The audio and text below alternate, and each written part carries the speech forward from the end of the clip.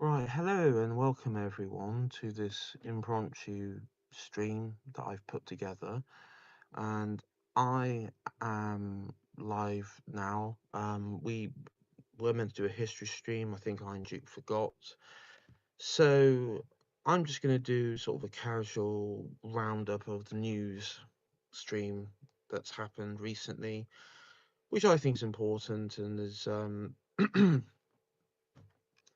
been, you know, topic of news. Just while I've gone live, England have bit lost. The England team have lost in the semi-finals against Argentina because um, I watched a wee bit of it. I'll admit, I will admit, when I saw m- uh, the second half, it kind of looked that England deliberately threw in the towel. So I think the game was rigged from the start anyway because there was just no motion with the team in the second half after they scored. So um, I think the game was rigged. I think they threw it. So hello, Caravaggio and Distant Nights. Nice to see you. Anyway, so we're going to talk about football and rigged football and the and all that. Um, the topic of tonight, I think, is the most obvious news story, and that's been this week. It's been not so much the murder, but the police reaction to the murder of Anne Widdecombe and how the investigation has been handled in relation to what's been released to the public. And what you've got is um, and she wasn't just a former politician. She was quite active in reform. But what you got is this murder, and it's been totally um, ignored um, by, I guess you could say, the media class, politicians, and everyone else in this country, compared to, say, Joe Cox, um, you know, who was murdered on the eve of the EU referendum back in 2016. You're not having the total shutdown of, you know, state. You're not having the total shutdown of dialogue, of politics discussion. You're not having the whole "we must come together" routine, and you're certainly not having the. I guess you could say, what would it be? Um, you know, the sort of condemnation of the, you know, quote unquote right wing. Because I remember on the eve of just after the Joe Cox assassination, anybody who was on Farage's side. I mean, basically, he was, um, and the people on the Leave campaign were somewhat tacitly blamed um, for her death. It was the attitude as, well, you might as well have been one to pull the trigger and stabbed her. So that that reaction you're not seeing today. In fact, what's been quite interesting is one media attack line um, has been to attack Anne Widdecombe, though that's not had the same. That's sort of gone back in favour. Of course, you had Adam Bolton, who had this. Um,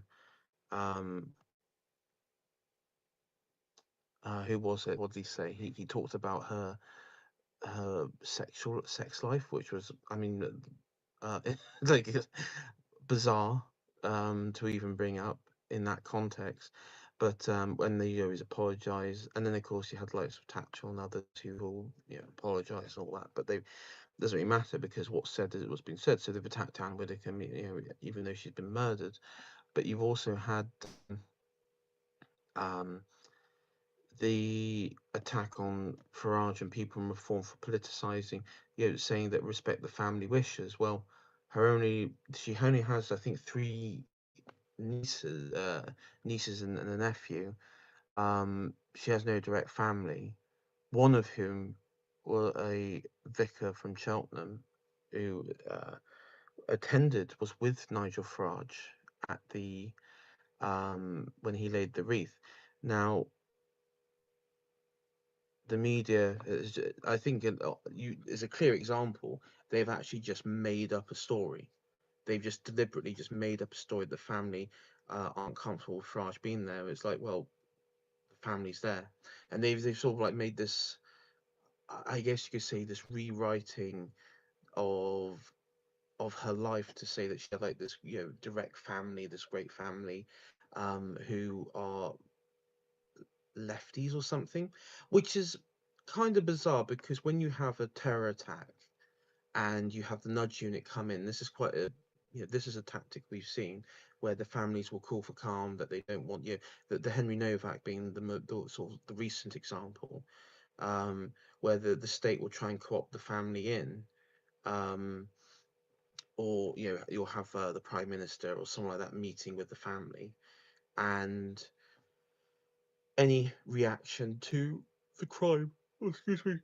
Oh, reaction to the crime or criticism of the police or of the laws in this country which govern how our police conduct themselves or anything like that.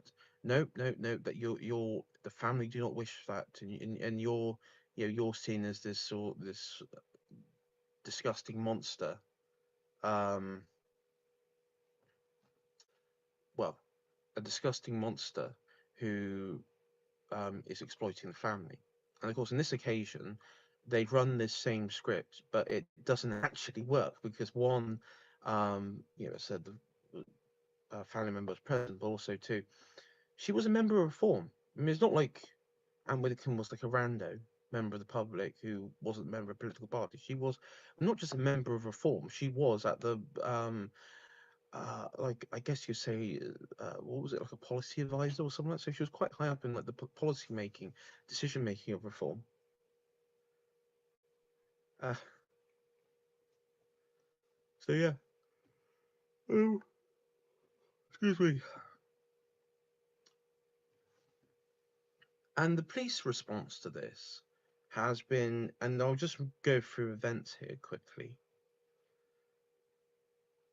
Announced that there was an announcement that she had died on the Friday, right? She died on the Friday. Bearing in mind, I know people said she actually died earlier. The announcement was that she died on she was found dead. It's now been it was then revealed that actually they were treating it as a murder investigation, and they arrested a 26-year-old man from Luton Abbott, about 20 minutes down the road. She lived in Haytor Vale in Haytor, South Devon.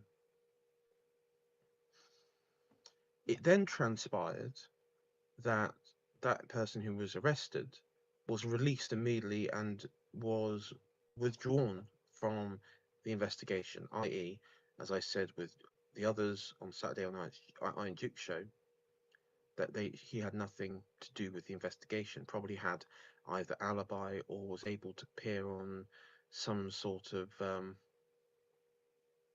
I guess you could say um, maybe CCTV or witnesses or work to show he wasn't in the area at the time.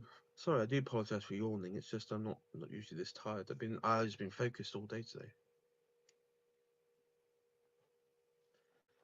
And then the police announced that she actually was killed 24 hours earlier. So that would be what I believe it was the uh, Wednesday or Thursday. Probably it was the Thursday, wasn't it? Yeah, it was the Thursday. And then they said it wasn't politically motivated. They didn't even um, entertain. They didn't say, "Well, we don't think it is." They just said that there is no evidence to show it's politically motivated or what have you.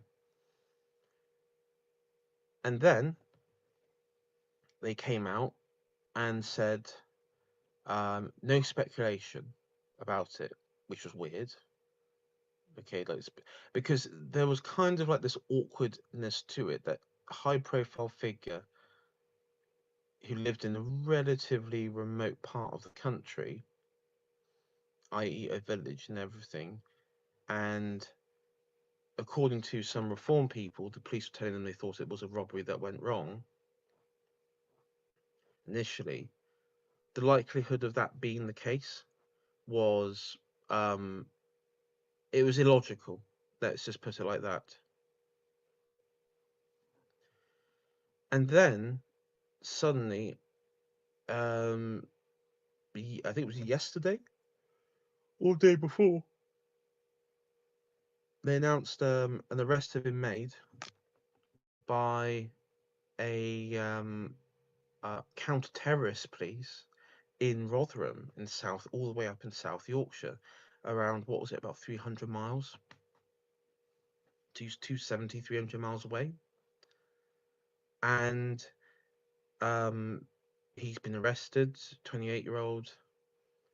The son managed to obtain CCTV footage of him leaving on the day of the murder at 7, I think it was like quarter to 20 to 8. And they reckon the murder, given conversations that she appeared on a show at 8 o'clock in the morning of that day, and she had conversations with the Channel 5 producer around about 20 past, quarter past, 2 past 12, and then stopped replying just after. So they reckon around about half 12. Now,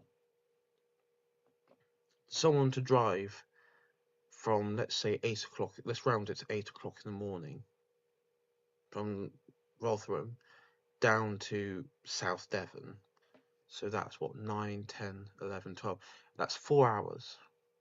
Okay. Precisely. Let's say 4 hours and a half. Now, he had to get down there without running into delays at traffic in Manchester and Birmingham along the M1. Avoid as well the traffic at the M5 around Bristol and Filton. And then get all the way down the motorway then towards Exeter, get off and conduct the deed. And it does raise some questions. It does raise the most obvious question of, did he have, like, I mean, if they can show you if he had a clear run, that's one thing. But there is also, um, you know, the motive behind it. Why did they why was he not? And we know this from Alison Pearson. There were CCTV cameras all around the property, according to her, and people who'd visit. She did have CCTV. Why didn't they able to identify him earlier? Why did they arrest this other chap? How was there a mix-up? Did they have similar features, similar description? It's also been revealed, and Wood put in chat there. It's also been revealed that he had a list of other political targets. Apparently, he had some Marxist manifesto, a copy of Das Kapital or something like that. So I said last night, I thought it'd be someone local. And this is the thing, if you don't know the area around there, it is difficult to find places. Because, how do I say this? Around Dartmoor and parts of rural Devon, off on the B roads, that is, so off like main roads onto B roads, country lanes, a lot of signposts don't exist because largely due to the legacy of the war. A lot of signposts were removed or blacked out or what have you. Now, granted, we have like sat nav and stuff like that today, which could have used, but It's not that accurate. I remember going down to Bovey Tracy, down that way, or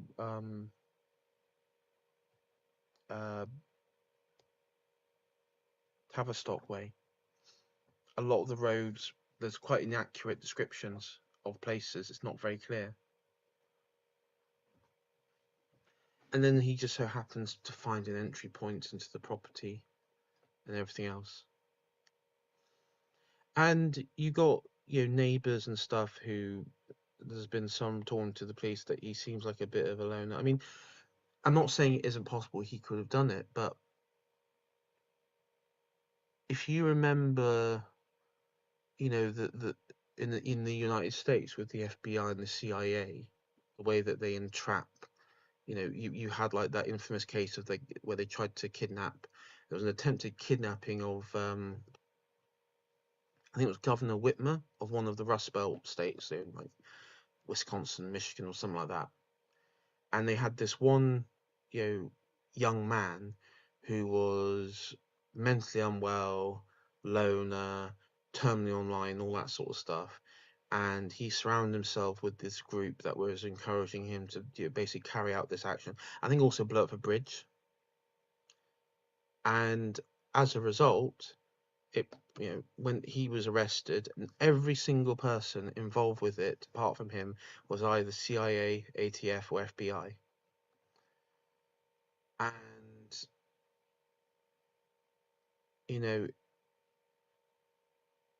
when you have somebody, particularly people who are unwell, mentally unwell, unstable, stuff like that, they're not very tactful. They're not tactful. So I don't know. We'll have to wait and see what the rest of it is. But there's something with this case that still doesn't stack right in my mind. And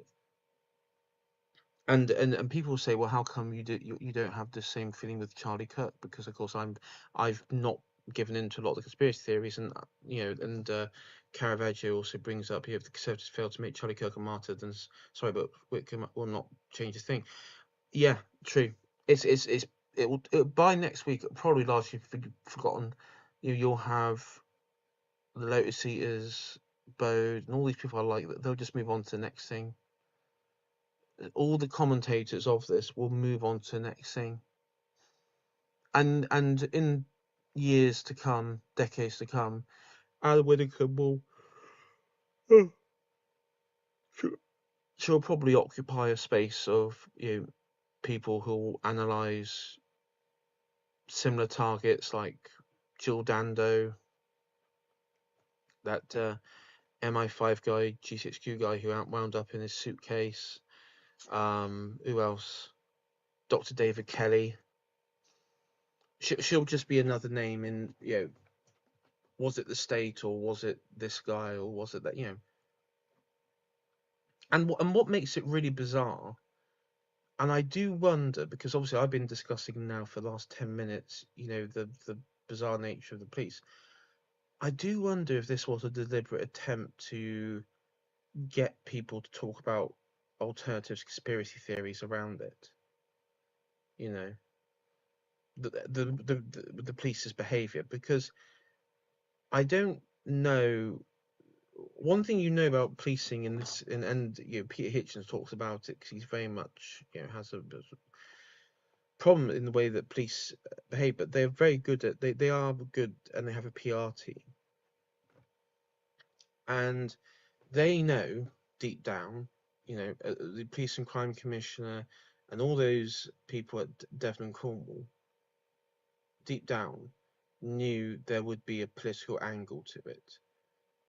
In many ways, it probably would have been better if they didn't want speculation. It would have been better to just come out and say, when asked about it, say, we don't know, we're investigating, we'll give you an update when the time arises, or what have you. And then nothing would have, you probably wouldn't have had, much conversation.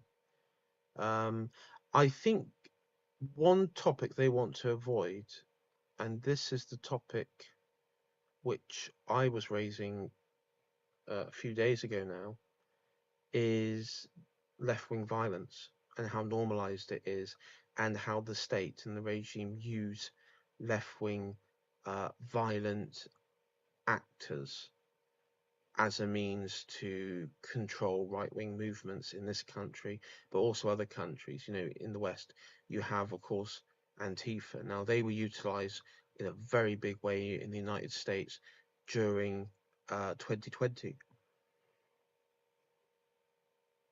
It was done to neuter the Trump movement, the MAGA movement at the time, uh, and also it was done primarily, not even, you know, so much to, but it was to target the nativist wing of the MAGA movement, in particular, the nativist wing, which have largely been um, uh, uh, ceased to exist now. We also see that in France. You know, there's been high-profile killings of French nationalists by left-wing groups. You've had left-wing terrorism in Germany. Remember last year they targeted the grids, electricity grids, in the winter. You've had low-level, um, I guess you could say, left-wing terrorism in. If you want to talk about the Palestine Action lot, that was a low-level attempt, particularly their raid to Filton, the West Country, Filton, against a arms factory. So there is like, but the thing there is, I think in that one, that was not a state sanctioned act, because of course they targeted a company um, that was supporting Israel. And I remember, and I kept quiet on this. I kept quiet on this because I knew that this was a topic not for discussion at the time, because I knew all it would do would annoy people. But when you had particularly a lot of people on the right who got behind the Free Palestine movement a few years ago, particularly in the last year and the year before, and you had this talk of like this coalition to target, you know, the worst aspects of political Zionism and all that. I internally was going, but the problem is, the reason that the Free Palestine movement is not even for you know, a functioning Palestinian state, or um, you know, probably even rights. They only do it because it they only do it because they, in their mind, this is like their generational um colonizer versus colonized. You know, this is about colonization and colonized. Um, and they view them as European as well. Israel and the state and the people that inhabit, they view them as European, and so it sort of feeds back into, they'll say it's just like Britain, it's just like the British Empire, and all of these people are entirely anti-white, they're anti-European. The Free Palestine lot, I mean, the other group is as well, but the Free Palestine lot are incredibly anti-European, anti-British, anti-Western, and you know, you can't really make a coalition with that. We saw that, how that played out in America. If you remember, there was you got the America First movement, which was headed up by, you know, Nick Fuentes, who, you know, he does his thing, you know, Catholic, American nativism. But then you had the American Nationalist Conference, and it was made up of this grand coalition of, you know, just basically anti-Zionists, and half of them were just shitting on the United States, white people, elements of Christianity, and you know, it ended up just being a total farce. and it was like you had all these people that were like, hold on a sec, these guys hate us. Oh, they're actually they're just doing it for ego. And I think it's also worth saying a lot of people, not just celebrities, but a lot of commentators and stuff. It just was like a bit of a clout. It was like a clout chasing thing in the end. Um, when it came down to it, the pre-Palestine movement, um, the West Bank has been slowly siphoned off into Israel territory for decades now. You do have like people in the past who've been um, campaigning for that, but I think when it came to the Free Palestine movement, it was all focused on Gaza, and uh, you had these sort of grandiose like attempts, like we're going to put all these donations and aid and stuff, and then we're going to sail down the Mediterranean to Gaza. And it was like, well, and so they were just sort of seeking this clout chase martyrdom for anti this sort of fictitious anti-whiteism, this anti-white movement, um, thinking they're attacking. I mean, Israel. And the thing is, it hasn't made a damn bit of difference. If they were genuinely, and I think one thing I did agree with the movement is they were looking at the people in the space in their own respective spaces, right wing spaces, on the right side, and it's like, well, you can say, yeah, it's bad, it's awful, but the thing there is, when you have people like Tommy Robinson, or even in my case when I pulled out Connor Tomlinson who went there, you can tell, like, say, like, listen, you just want us to be a servant for this globalized system where foreign powers and foreign nations have dominance over us. That's beyond the pale. That's no. And I will call you out for that. And there were people who did. That's as much as we can do.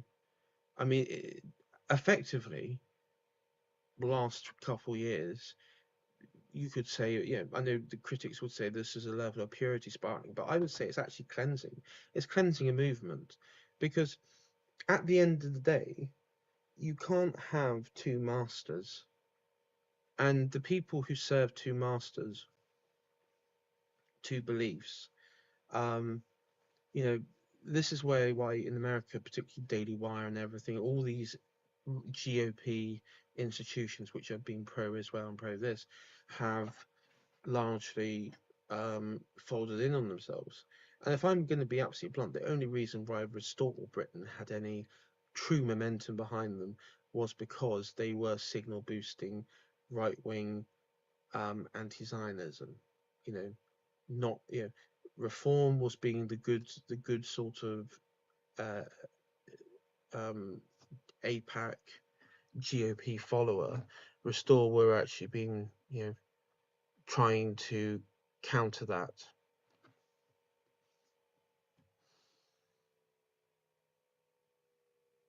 But as things gone, Restore have sort of succumbed to that. Of course, the big sort of push, I could say, was when um, strikes began with Israel, and you had I think it was the Tories and Reform were saying we need to join in now and go in now, and Starmer, who's now gone now, refused. So did Lowe, who spoke out against it, saying we shouldn't get involved. And because public sentiment was not with a war with Iran on this subject by any stretch, um, Reform quickly reformed their views on it and um, said, "Oh yeah, we'll keep out of this one." But it was too late by then because they've already well they already um, run their mouth off over this.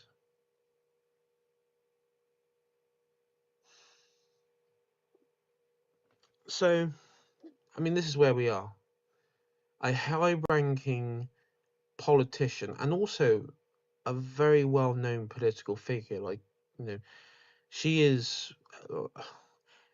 I mean, she is kind of. She was the sort of right-wing Diane Abbott figure in name recognition because of her media appearances and everything. And I mean, she was in some ways like there to represent this sort of more of this eccentric, older, old-fashioned view of Britain. But it's kind of dark how this has gone down because the as I said last on the weekend, if you notice, it's always the traditionalists, it's always the um, deep thinkers who tend to get targeted like this, you know. And it is a concerning thing. And, I can guarantee you tomorrow, all those people will look up um, that all these commentators, they'll just move on to the next thing, you know. It'll be like, oh, the Odyssey or something like that, you know. Oh yeah, and by the way, there's I've seen like some Asian Chinese guy, some chink, who's saying that the Odyssey wasn't written by Homer, and basically um, Homer didn't exist. Um, did someone get kirked or not on Twitter? Yeah, well, not in the same way, but was murdered at her home. 78-year-old woman um, who was quite a senior figure in the Conservative Party. She was a former minister. She was a former government. Arguably, probably more important than Kirk was in his respective position. I mean, I think Kirk's one was more impactful because it was televised in how his death went down. But yeah, and unlike Kirk though, and yeah, the shot, the you know the distance, as I spoke to Iron Duke, and I've done shooting before. It's not implausible. It's you don't need to be like some high-ranking assassin. And also, I think there's CCTV of him inside the building trying to escape as well after it. So, um, as I don't believe in the Kirk conspiracy there, but regardless, yeah, she has been attacked, um, and murdered, and the police. The story around this is the response by the police, who have been um, I mean, they said they went out quick to say it was a white man, then say it wasn't terrorist related, and that how dare fit you to even suggest that it is terrorist related. You had all the minions in the press and in the commentariat coming out attacking people on social media and elsewhere for even suggesting there was a political motive behind this, and then oh no, counterterrorism are investigating it as politically motivated, and now it's like, oh yeah, well, so yeah, we'll just run with it.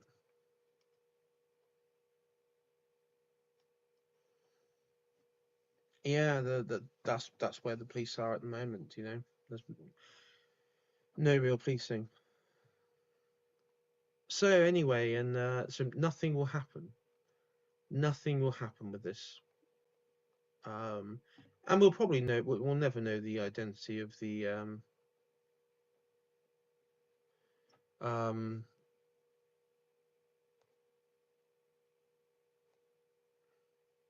the identity of these people, the identity of this person fully. It would just be lost in the news cycle. Maybe he'll appear on a documentary in like 50 years' time or something.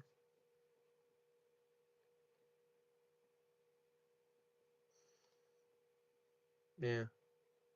Same police force as well that works. That I think it was South Yorkshire that made the arrest on the guy. So same police force.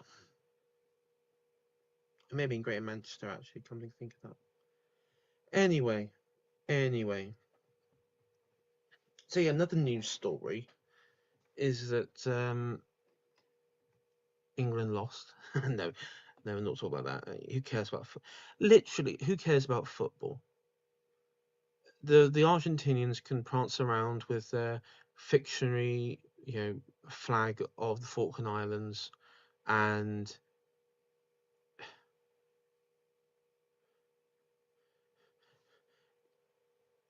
it's like we won in actual armed combat. Fuck off. Actually, we have the islands and you don't. Where's your battleship? Where's your frigate? Oh yeah, it's the bottom of the ocean. Where's your junta? Oh yeah, it collapsed overnight.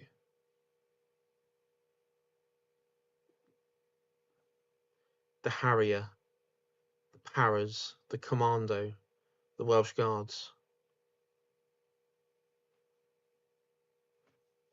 Royal Artillery. Who cares about fucking football?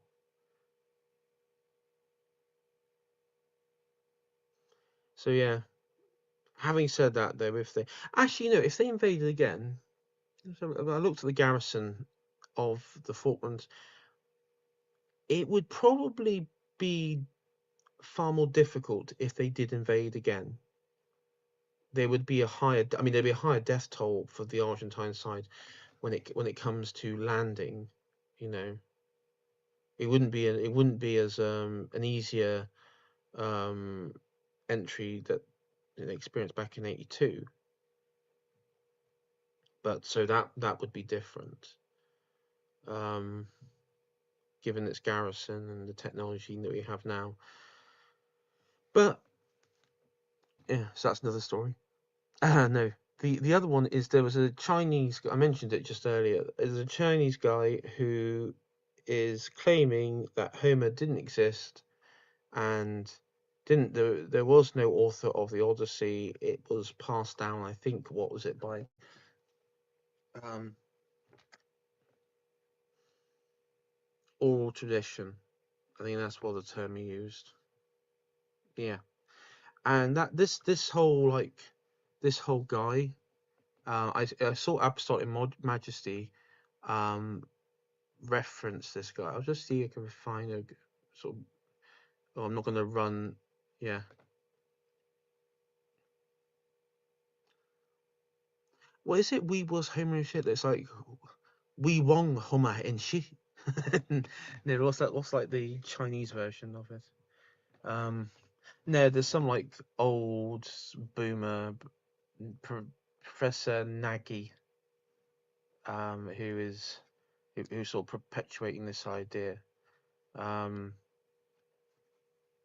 so this Jonathan Pye um, says Homer didn't write the Odyssey. He didn't write the Iliad. In fact, there was no person ever called Homer.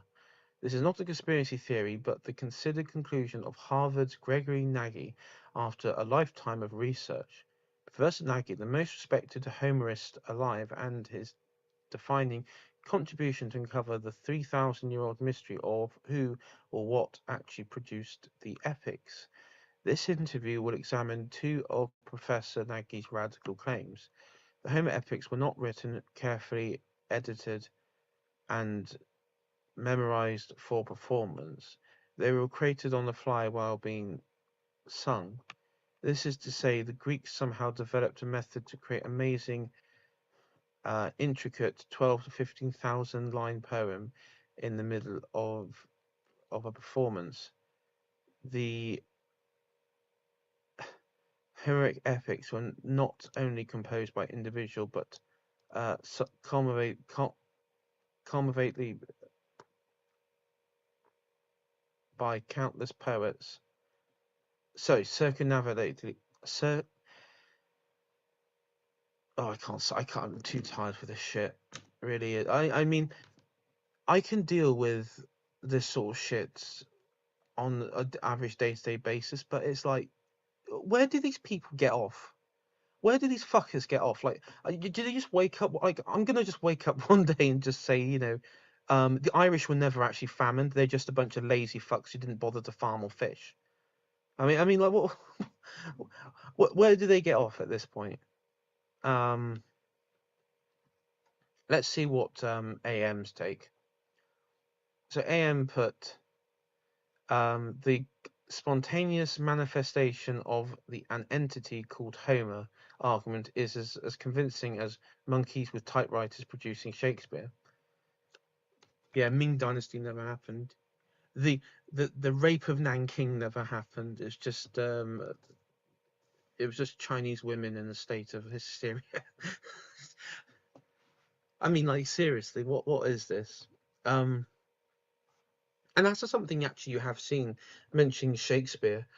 There is a long-standing belief by many liberals in Britain. I don't know what it's like in the United States, but in Britain, that Shakespeare never actually wrote the plays. That it was like written by some woman, or the Earl of Oxford, or other people, and who were better educated higher up, because he came from a relatively humble beginning, um, and you know creativity and talent, it can only become from someone in a higher strata of society, and also depth of knowledge of themes and topics.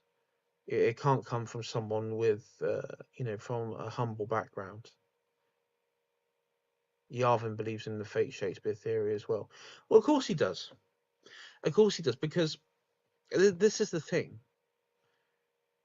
They and bear in mind, Yarvin is very much big on Carlyle, so obviously he doesn't believe in the great man thing, but they can't believe in the exception, because you look at these people, they don't have. I mean, I think if you were to like differentiate between, like, I guess here, the races of the world or something, or nations of the world, people of the world, you have people who are from collectivized societies. So, like, if you see like Indians, they're very communal, very collectivized. These family-oriented societies, you know. And then you have the person who can go out, the Faustian, and you have these two spirits. And it doesn't. Oh no, when I say Faustian, I don't just mean like someone who goes off, like, sails the seven seas and explore and conquer and discover all these continents, but I also mean in spirit as well, and in temperament, in creative thinking, that you could actually, there is this level of genius. And this is one thing the liberals hate, and they deny it exists, because they deny genius exists. There is no great man. Everyone is the same. Everyone is equal, an equal worth. And you don't, the figures who come in history have either just been exploitative, cruel, or highly manipulative. You know, there's people from the 20th century who many liberals hate, who view them as highly manipulative and have no, you know, quality about them that would have attracted many thousands, millions to them. But it's true, they don't sort of view this sort of great man of history in any sort of regard. And the same for Homer. Now, the most easiest way to debunk this is, if, and as someone who knows a bit about history, if you take the story of Cinderella, there are various deviations from that. So the modern one that we understand today comes from, I believe it was a Italian merchant or something like that in the 15th century. Now, he got the story, or a similar one, from an Arabian sailor, and so on that was passed down, but it may have even possibly come as far as India. And so, if you go to other countries, even parts of the um,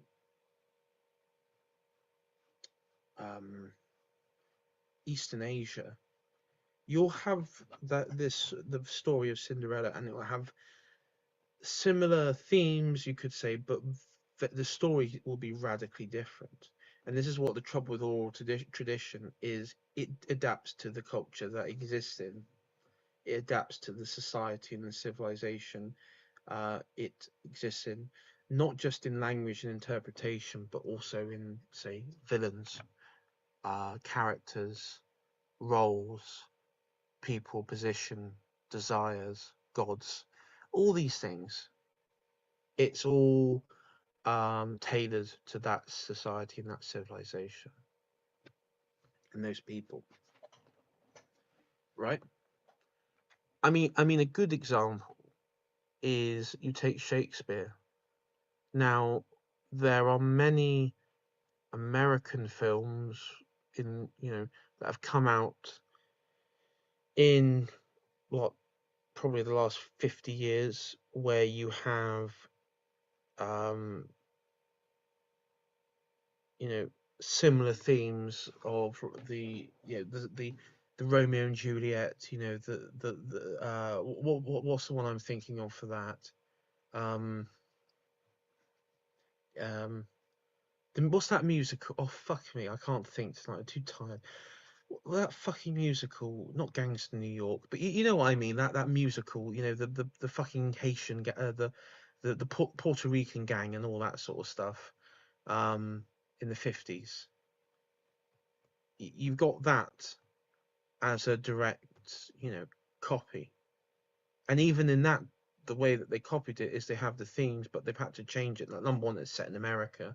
Number two, it's a musical, so there's change up there. That's how people interpret things. Do change.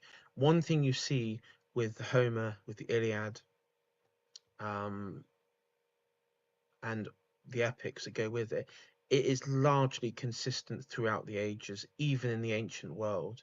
Alexander the Great, during his conquest of the Achaemenids, the Persians, he went deliberately to several places to the site of Troy, and even during the siege of Gaza, and tried to reenact, and the siege of Tyre, reenact scenes from the Iliad, because he was kind of this this sort of narcissistic figure that wanted to live as Achilles, in who he viewed as like his number one hero.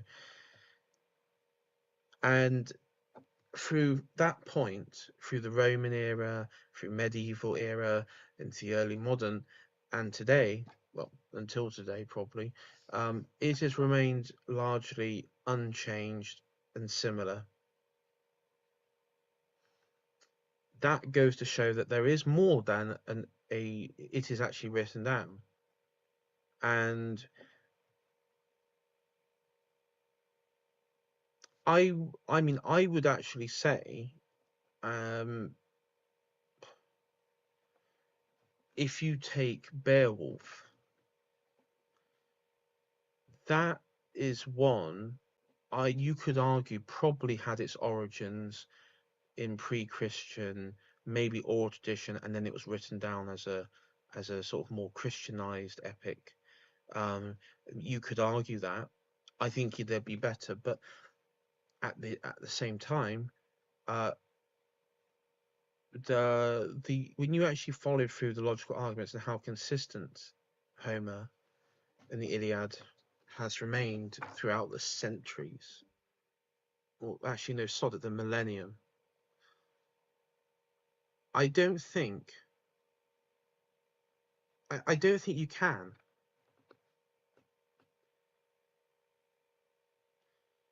There is, if you want to watch like about an hour and 20 minutes interview with this Professor Nagy.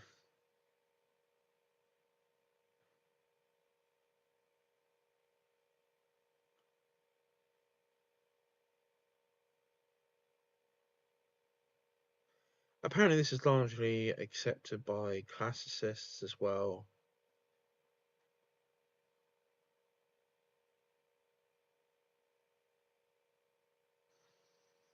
Or by other classicists, but like the Shakespeare question. Like the Shakespeare question.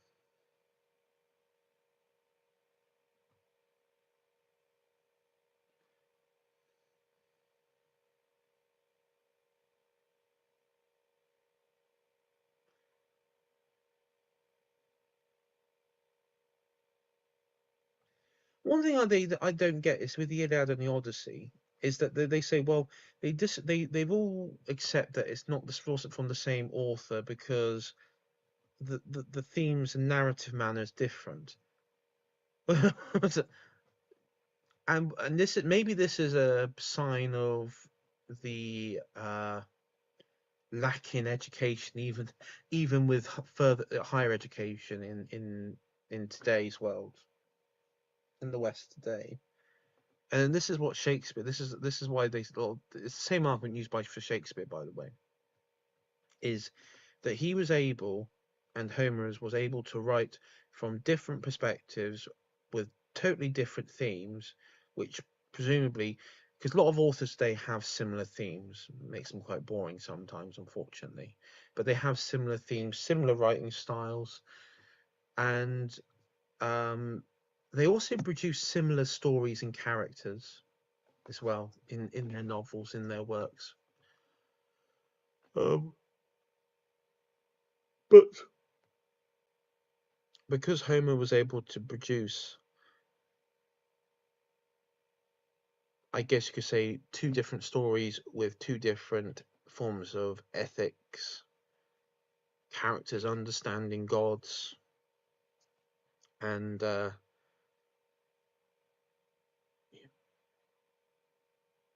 maybe even a difference in writing style and vocabulary or what have you, that it has to be two different ones. It doesn't, because this is the thing with the trivium and with rhetoric. Shakespeare and even Homer, so he was around at the time when this was um, probably even came up with the idea, came up with a lot of this, but particularly with Shakespeare, he had to write and debate from opposing positions at an early age, so he was able to, um, and this would be the creative mind. He could write two characters, one which you would think that he sympathise with, and one that he opposes, and he can switch it on a dime, and suddenly the one that's a sympathetic character is actually someone who is, doing wrong, and then the unsympathetic character you somewhat sympathise with. That is the start. That is the creative nature that you're dealing with here, and these people will deny exist, but this is how they were taught. A good example of this is The Merchant of Venice, and how you view Shylock. And there's obviously this inevitable question: is he a sympathetic figure in this story, or is he a villain, or is he made out to be a villain, or is he does he do a villainous thing out of just envy? You know, there's a whole lot of debate around this. I would say, um, I don't know if there's a clear path, but as the author, you can set out a set of circumstances, and you know the characters so well that they will react to it in such a way that, well, they react in such a way that you know what the sort of initial response would be.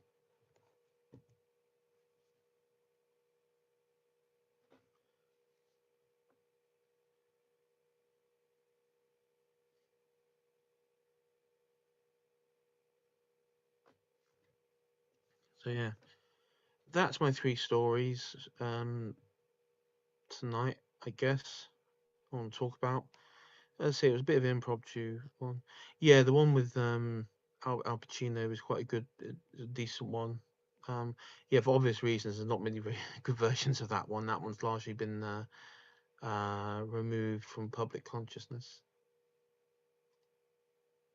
Arthurian legends too. I mean, that is all oral tradition, and it has been.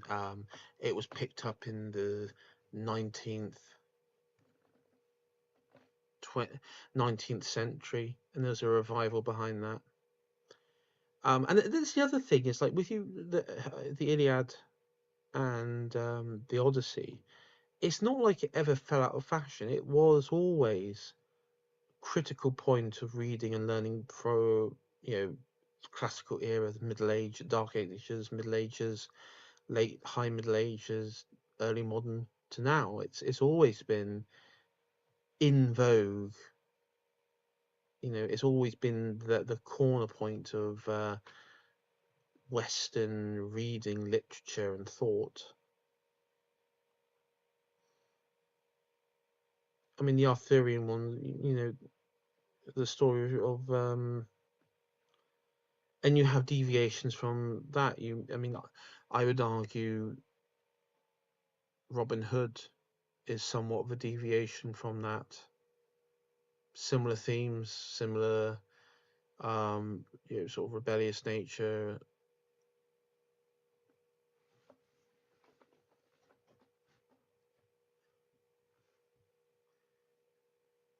Mm.